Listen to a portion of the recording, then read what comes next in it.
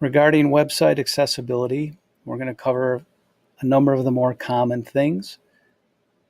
I'm already signed into CMS for Schools. I'm in the Navigation Builder, and I'm under the district section of the web page.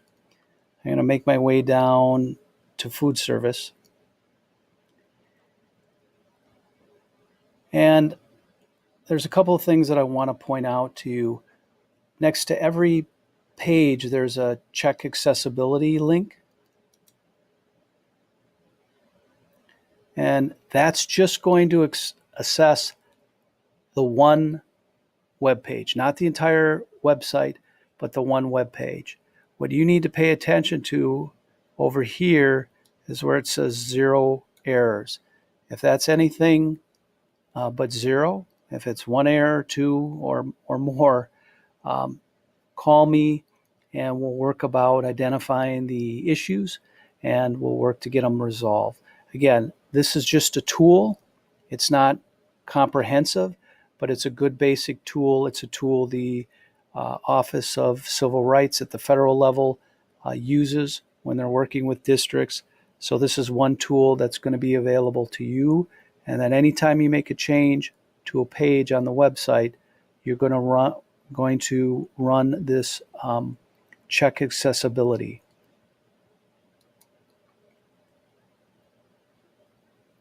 So that's the link, check accessibility, that I just clicked on. When you're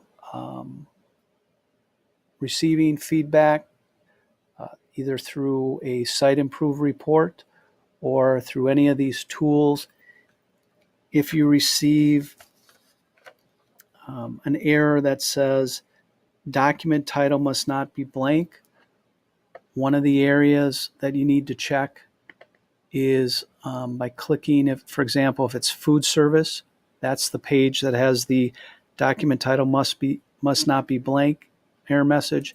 You're going to want to click on update, and you're going to want to look here and make sure there's under page title that there's something entered. That's another common error. The document title must not be blank. In general, every page that we have or that we add to the website has to have a page title. If you believe you need to add a page to the website, let me know. We can discuss how to name it, where to locate it, and whether or not it needs to be linked to something else. We can also, in advance, double check and make sure that there's not already something like it that exists on the website already.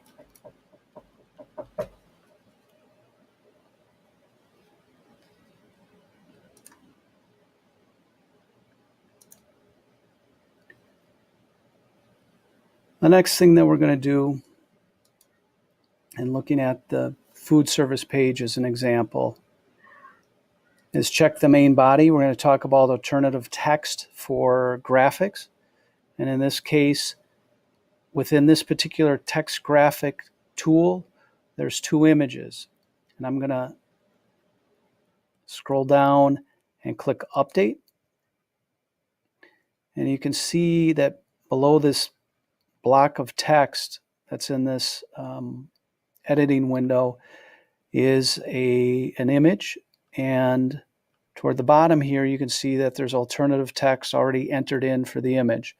That's typically for someone who's got vision problems. Their screen reader is going to know that there's an image on the page, and this alternative text is going to be read by their screen reader. So that's one area that you have to be on the lookout for. If you add an image, you have to have alternative text with it. There aren't any other options. If there's an image that's posted, we've got to have alternative text with it. Within the body of the text here, you can insert images. And as I scroll down, I know there's one, and I'm going to click on it once to highlight it, and then right-click and choose Image Properties. And again, here's an alternative text box that has to be filled in with descriptive text describing what that image is. And then once you've made those changes, regardless of whether it's alternative text or other changes to this particular tool or the text within this editing window, you're going to want to use this icon as well, this feature called Check Accessibility. Just click on it once, and it's going to run through a very basic check and notify you of anything that it believes is an issue with regard to website accessibility. It's not a comprehensive thing, so if it says it doesn't contain any issues, that doesn't necessarily mean 100% for certain that there aren't any website accessibility issues, but it's going to cover a lot of the basic ones, and it may help you spot something that maybe missed your particular perspective. So anytime you make a change to the web page or to a tool that has an editing box like this, you're going to want to use the Check Accessibility tool to make sure that it's doing a basic check, and hopefully if there's something you've missed, it'll catch it for you.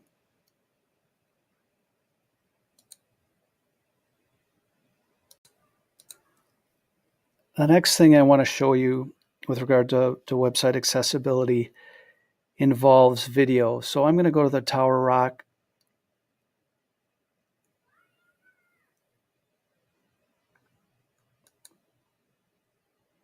I'm going to go to the Tower Rock school page, and I'm going to click on Main Body.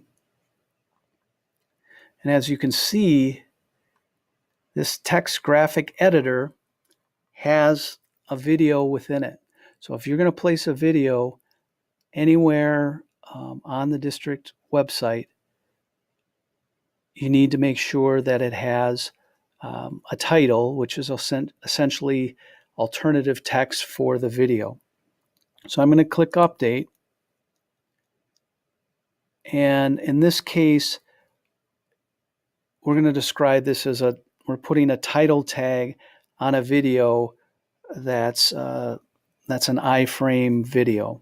So in this case, you can see within this text box, we've embedded an iframe video. And where you have to enter the title, you're going to click on the source button here. And then you get to see all the ugly HTML code that's behind it. And if you look really close here, you can see that I've entered a title for this video, and this wasn't here before. And how I identified it was I looked for these iframe tags. There's a beginning one, and then there's an ending one. And in between there, I inserted this this tag called title equals quote Tower Rock Elementary Video Tour end quote. It could have been entered anywhere in between the beginning iframe and this ending iframe to the left of this particular symbol here. What I've tried to do is do it toward the end before this with tag. Again, what this does is when someone with low sight using a screen reader puts their cursor over the video, the screen reader knows it's a video, and then it also can relay this description of the video to the person with no or limited sight. That's the purpose of this title tag. To go back to move away from the HTML code, you just click on source again, and then you can scroll down. After you've made your change, you're going to click on Check Accessibility, and it may point out some things that are that it deems as a accessibility issue. In this particular case, I'm just going to choose ignore. But if you receive a warning message, please let me know, and I'll help you work through whatever particular issue it is. And once you've made your changes, then you click Update.